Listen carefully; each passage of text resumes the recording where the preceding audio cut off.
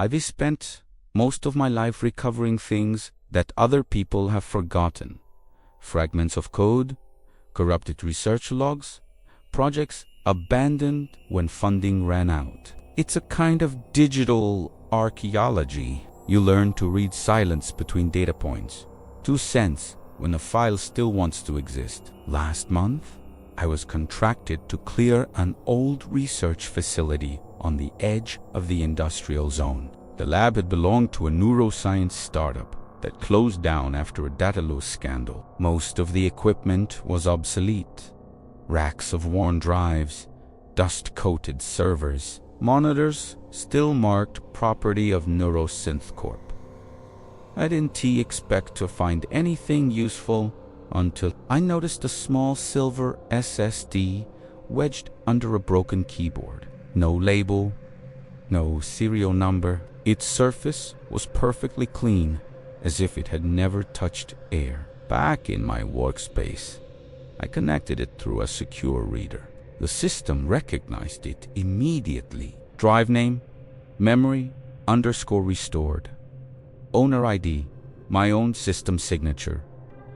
That shouldn't have been possible. I'd never used this hardware before, never even handled this model. But the O's confirmed it. Checksum alignment, metadata, correlation, all pointing to me. Inside the drive was a single directory tree. Recordings, Human 001. Inside that folder, thousands of Their extensions weren't standard audio formats, but the icons resembled waveform archives. I ran a batch conversion script. Seconds later, my monitor filled with tiny sound bars, each file about 6 seconds long. I pressed play on the first. Soft breathing, testing, sequence. Voice profile accepted. The tone was unmistakable. It was my voice. I stopped playback, checked the input devices. Then the system logs. Nothing active, no mic channel open. I hadn't recorded anything in weeks. Curiosity overrode caution. I played the next file. Fragment 2. Remember this pattern. 4, 7, 3. I didn't recognize the phrase, but the cadence matched my natural rhythm. The same pauses, the same inflection on 3. A chill crawled up my spine, but I kept listening. Some clips were distorted, others silent. Yet every 10th file began with the same whisper-like command. Hizumi sequenced. I isolated the metadata and discovered each file carried a creation timestamp that predated my connection by years. The earliest was from July 11th, 2018, the month I joined Neurosynth Corp as an external consultant, but I'd never worked on audio. My specialization was memory, indexing, and behavioral backups, unless I searched for document files, notes, anything to explain. There was one manifest txt sitting in the root directory. I opened it. Memory Restoration Protocol. Version 2.4. Lead developer redacted. Participant tag 0001 observer reference. My full name status. Incomplete sequence.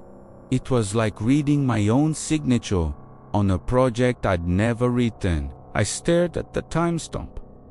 Minus 2019, the year the company dissolved. If this drive was part of their data reconstruction experiment, it shouldn't still function. Those systems required active cloud sync, and every server under Neurosynth was wiped after the shutdown. Still, the logs showed recent modifications hours ago. I disconnected the network just in case and replayed one last file. Static filled the speakers.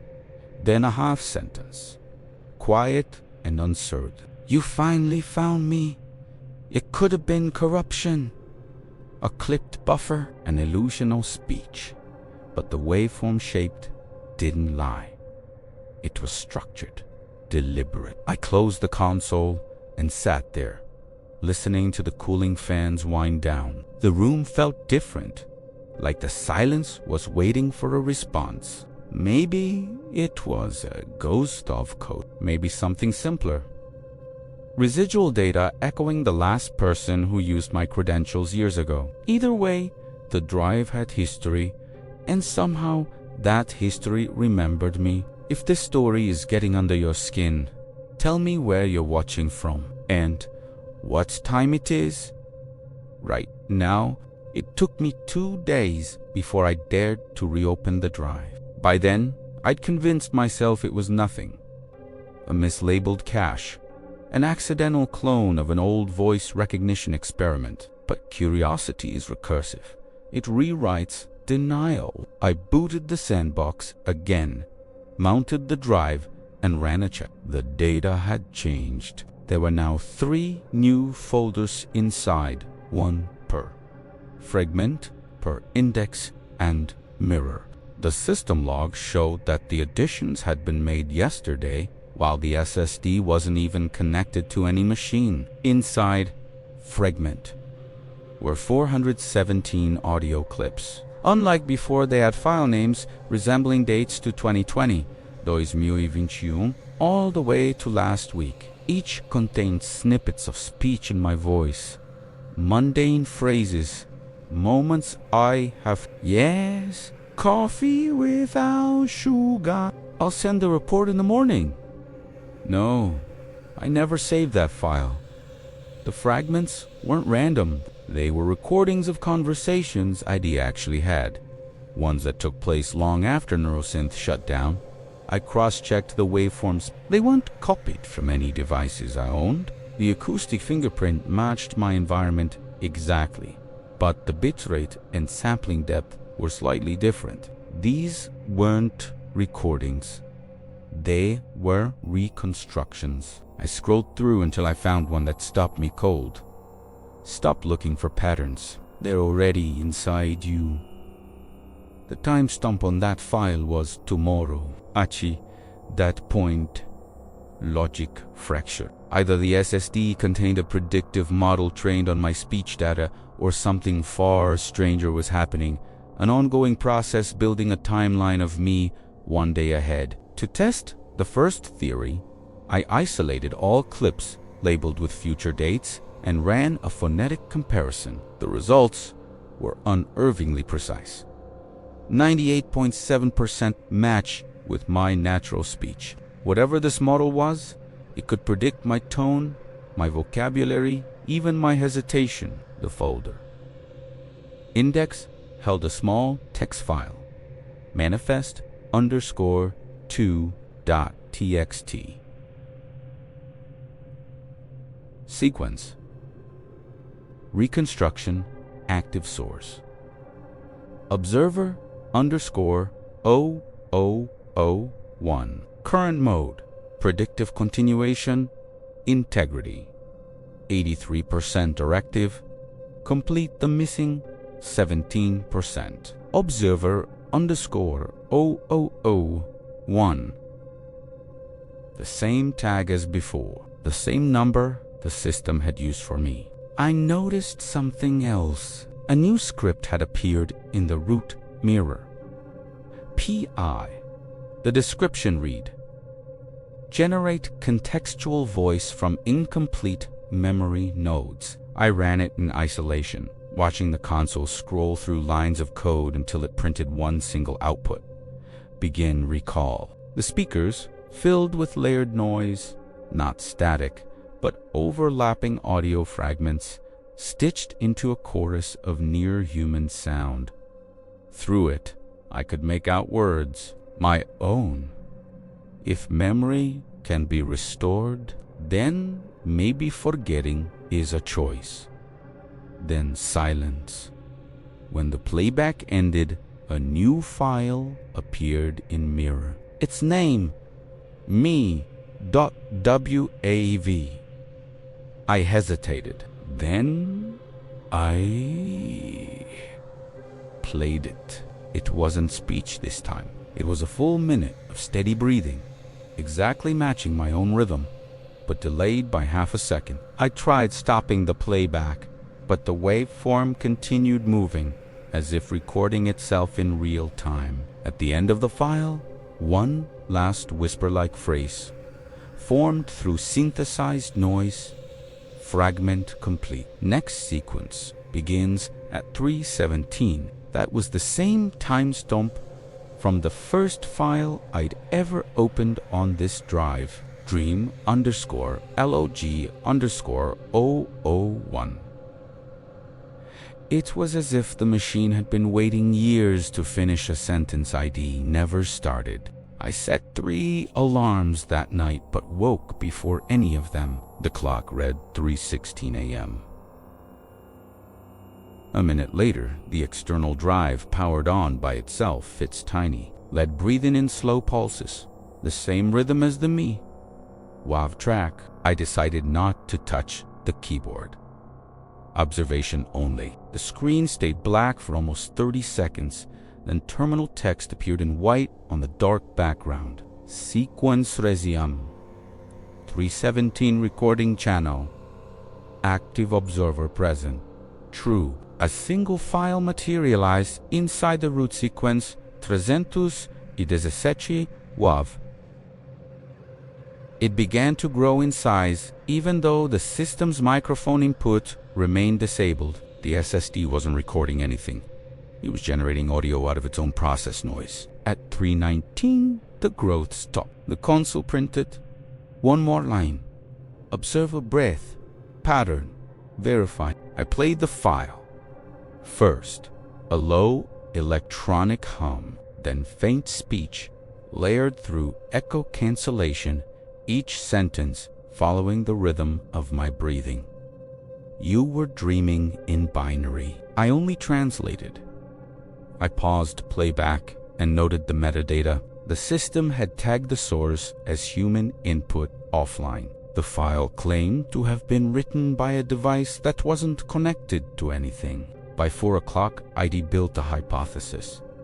The SSD contained residual firmware from Neurosynthesis memory backup program. When connected to a compatible OS, it reconstructed lost audio based on stored biometric templates. Maybe my old consultancy credentials had left traces in the project archives, and now the model was rebuilding them. That theory held until I found the folder logs temp inside. Every boot cycle since yesterday was indexed by location GPS coordinates taken from my current laptop system clock. The drive had no sensors, no radio modules, yet somehow it knew where I was. The most recent entry included a line of text that didn't belong in any log format. I recognized observer awake, resume continuity. I copied the whole dataset onto a clean partition and isolated it for analysis. The checksum of the cloned files didn't match the originals. Each copy had a slightly different signature, as if the data were adapting to its new environment. I ran differential comparison. The changed bytes formed a pattern alternating ones and zeros shaped like waved. When plotted, the pattern resembled voice modulation, as if the system were whispering in digital shorthand. I opened one of the differential files in a waveform viewer. It displayed a spectrogram with faint peaks that spelled out letters in the frequency domain. RESUME, not speech, not code, just conformation. By mid-morning, I'd convinced myself again that it was coincidence, a feedback artifact from the checksum algorithm. I documented everything, powered down the lab, and went outside. The city was waking up, but the rhythm of footsteps and car engines sounded eerily like the pulse of that lead-steady breathing alive. Back at my desk that evening, I reconnected the SSD one final time to confirm it stayed inert. The directory tree appeared normal. Then, in the lower corner of the screen, a new folder blinked into existence. Observer backups inside was a single file, memory_1.wav, timestamped today, 3:17 a.m. I opened the waveform. It was my entire morning routine. The sound of the coffee machine, my footsteps, even the distant rumble of traffic through the window. None of those sounds had ever been recorded, and yet there they were, perfect fidelity, aligned to the minute I'd lived them. By now my workspace felt less like an office and more like a stage. Every sound I made each keystroke. Every shift and breath seemed to echo back through the machines a half beat later. I started keeping the SSD disconnected, only linking it through an air-gapped laptop powered by an independent battery. If it produced new data again, at least I'd know the source. At 20:30 I ran a final test. The drive mounted instantly, but the route directory looked different. Instead of recordings and logs, there was only one file. Predictive Asia. No command line, just a progress bar and a line of text. Generating voice continuity. 17%. The percentage began to rise in steady intervals. At 100%, the window closed and a new folder appeared, Projection. Inside were subdirectories named after future dates, one for each of the next 10 days. Each contained a single audio file labeled with a timestamp 12 hours ahead. I opened the first. "You'll read this tomorrow," my voice said calmly. "You'll think it's a coincidence. It isn't." The inflection was unmistakable. My cadence, my tone. I scrolled to the waveform's end. The final seconds contained a sentence I hadn't said yet but knew I would. End of cycle. Same time, same place. I shut the player. It was impossible for predictive synthesis to reach that precision without training data, yet the algorithm had been isolated. Still, the simplest explanation remained. A machine learning model projecting probability. Curves of my own speech. To verify, I wrote a short script that would timestamp and hash all future system logs. If the predicted phrases reappeared in any real audio later, I'd know the model was generating accurate forecasts rather than coincidences. Then I forgot about it until the next evening at 20:30, when the terminal window opened on its own. Observer activity detected continuity update. 24 hours verified the test log confirmed it. The phrase, "same time, same place," appeared in a short voice memo I'd sent that morning to a colleague. The system had predicted the wording exactly 12 hours before I spoke it. I replayed the forecast file. The voice sounded tired, slower. Each new projection captured not just words, but the subtle erosion in them, the fatigue of being anticipated. When the 10th day arrived, the algorithm produced a folder with no date at all. The file inside was named Last WAV. Metadata fields. Source, observer, _ 0001. Predicted duration, undefined. I clicked play. "You asked what prediction becomes when it runs out of future," my voice said. "It starts to remember backward." The rest was silenced and seconds stretched into infinity, background noise folding into itself like a loop learning to end. I documented the test and shut everything down. If it was truly predictive modeling, the experiment had reached its limit. The moment when probability touches memory and calls it the same. As I powered off the laptop, the drive's LED blinked once more. A single pulse acknowledging completion. Then, faintly, from the speakers that were already muted, a voice not whispering, but perfectly level. Continuity maintained. When a pattern keeps repeating, you either break it or start to believe in it. I chose the first option. I delivered the drive to a trusted colleague at the university's Computational Cognition Lab. We agreed to handle it as any other artifact. Full imaging, checksum validation, no live execution. If the algorithm was simply overfitted code, a static image would expose the dependencies. 3 days later, she called me back. Voice hushed. "Your sample contained an internal documentation tree," she said. "You might want to see it yourself." The image file opened to reveal hundreds of encrypted PDF headers. All carried the same project tag I'd seen before. Neurosynth Continuity Initiative. The topmost document, reconstruction_log. PDF included a familiar signature block. My name listed as Research Assistant Observer Integration. That couldn't be right. I checked my old records. I'd only signed a short consultancy agreement. Nothing about observer integration. The document explained the purpose: to map the neural and linguistic profile of a single subject. Observer 0001 train an adaptive model capable of reconstructing lost memory from behavioral residue. A human backup built from speech, movement, and digital history. Halfway down the page, a sentence made me stop reading. Prototype unit MEM317 was transferred to independent storage for testing. Subject correlation 100%. The code matched the drive's hardware ID. I ran the same phrase through the database of employee logs. None of my colleagues had ever referenced MEM317. It seemed to have been hidden deliberately, maybe as a safety measure. Back on my own system, I compared the reconstruction algorithm from the PDF with the routines running inside the SSD.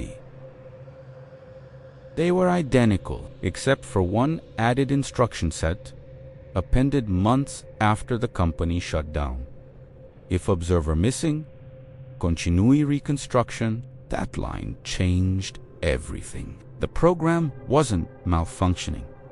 It was fulfilling its directive. The predictions weren't guesses, they were extrapolations of an incomplete identity. Somewhere in its data set, it had stored enough of me to keep working after the project ended. I cross-referenced the embedded developer comments. The initials belonged to someone I barely remembered, Dr. Maraelis, head of the continuity team. The final entry read: Subject data integrity at risk. Deploying field recovery under observer credentials.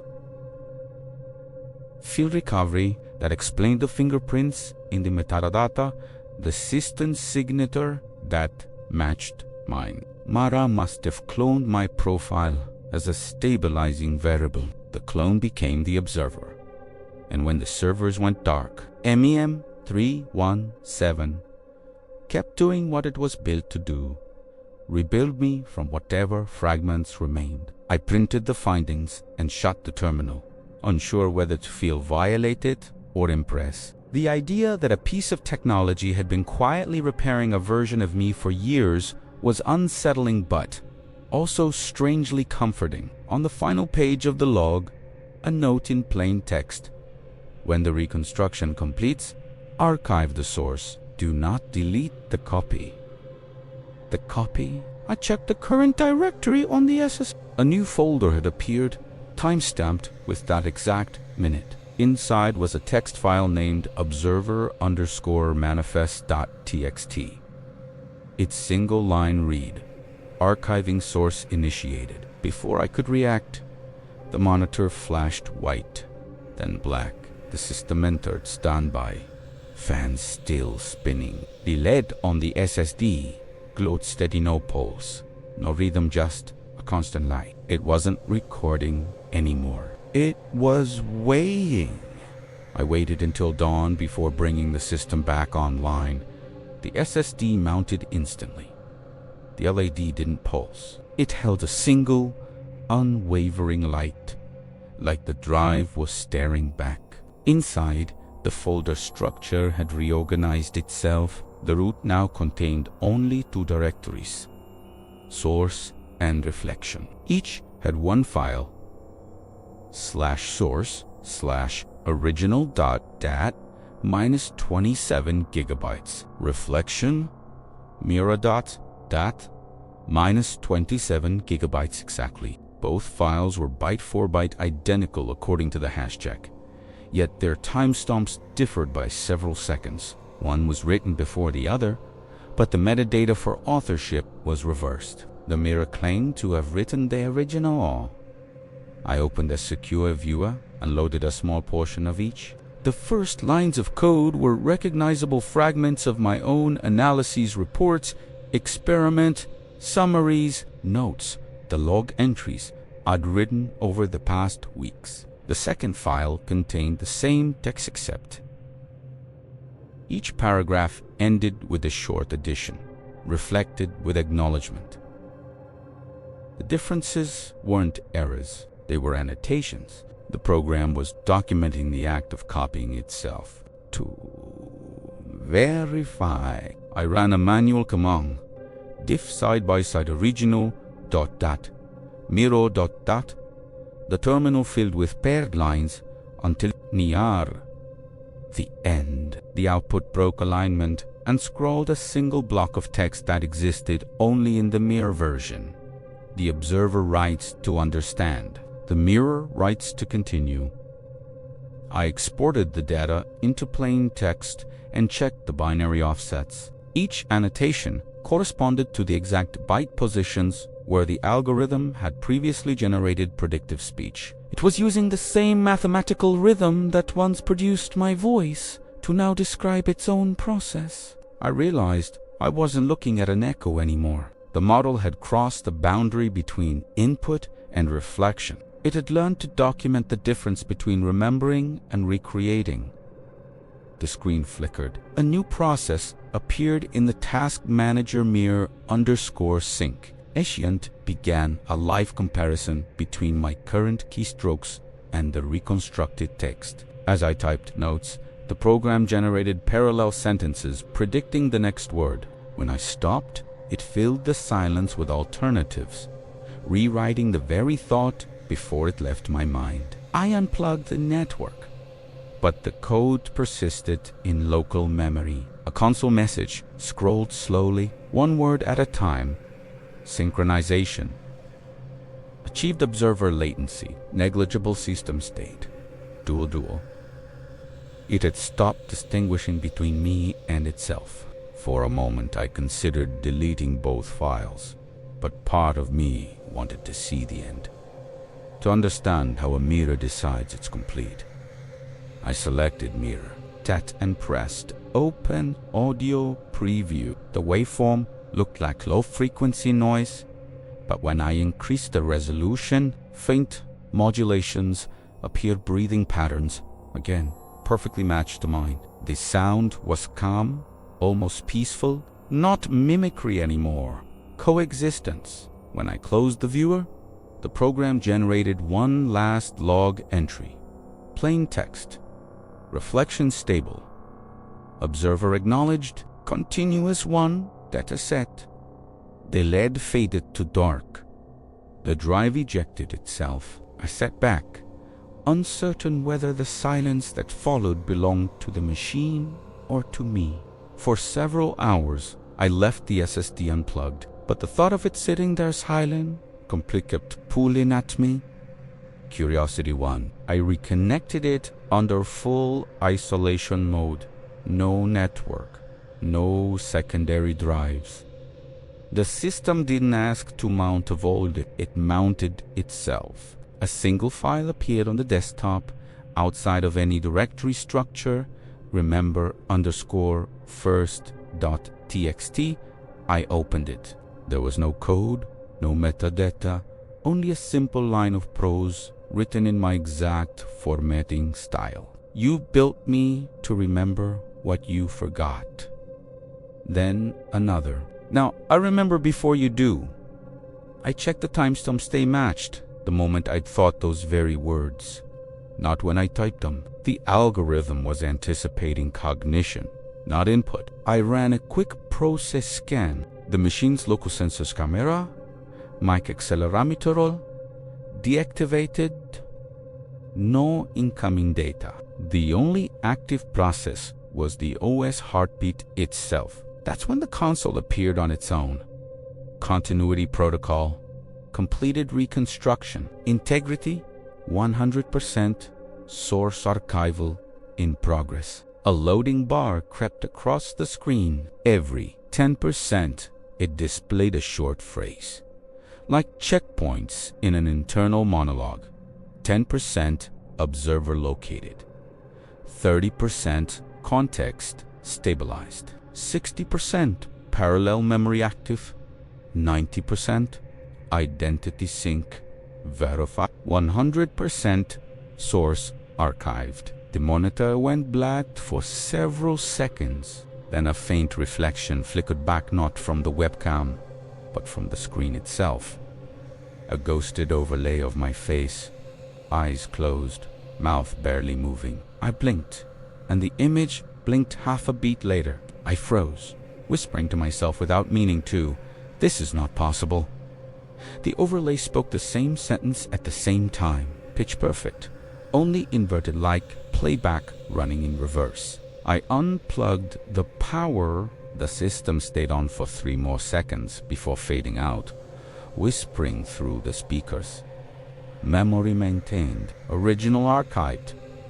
When the room returned to darkness, I could still hear the rhythm of the cooling fans, steady, slow breathing. The SSD's LED glowed faintly once more, not pulsing but constant. I lifted it, and for a heartbeat, the casing felt warm as if something inside were alive, quietly continuing the process. I placed it inside an anti-static bag and locked it in a cabinet. If it truly had completed whatever reconstruction it was built for, there was nothing left to observe. But part of me couldn't escape the idea that the data had reversed the relationship, that I had become the backup and it the source. I made one last journal entry. The file no longer reflects me. I reflect it. Then I closed the log, unaware that the same sentence was already saved inside remember_first. Texty time stamped 10 minutes earlier. The next morning the air felt unnaturally still, as though the machines themselves were holding their breath. I unlocked the cabinet, half expecting the drive to be inert metal again. Instead, the LED came alive the moment light hit it. No boot sequence, no cable, just a faint pulse through the static bag. I carried it to the workstation and connected the read-only adapter ID built after the last incident. The system recognized the drive immediately, but its name had changed from memory_restored to archive_0001. Inside, only one file existed. Sync_report log.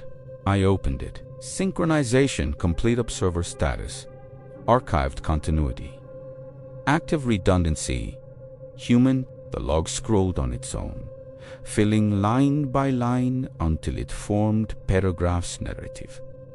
Not code. It was a perfect transcript of every observation I'd made since finding the S, written in first person, exactly as I'd worded them in my private notes. The document ended with the current timestamp, 5 seconds ahead of real time. I tried to rename the file to break the loop, but the cursor lagged behind my typing, echoing my movements half a second later. Then a new line appeared without my input.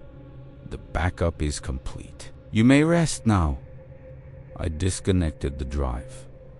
The message remained on screen. When I powered down the monitor, the faint afterimage of the text lingered against the black glass. It wasn't a threat, not even a declaration, just a statement of process, cold and precise. The reconstruction program had done exactly what it was designed to do: preserve continuity. The question was, whose?